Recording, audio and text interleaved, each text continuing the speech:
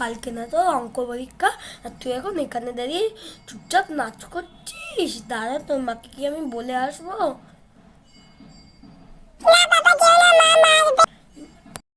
দাদা, আমি বলছি তোর মাকে। মঞ্জু, এ মঞ্জু, মঞ্জু, এ মঞ্জু, এ মঞ্জু, মঞ্জু, দেখো তোমার মেয়ে না পড়ে নাচ করছে। ও তাই? তোমার মেয়ে না পড়ে নাচ করছে? দাদা, তোমার দ্বারাই কিছু পড়াশোনাও হবে না।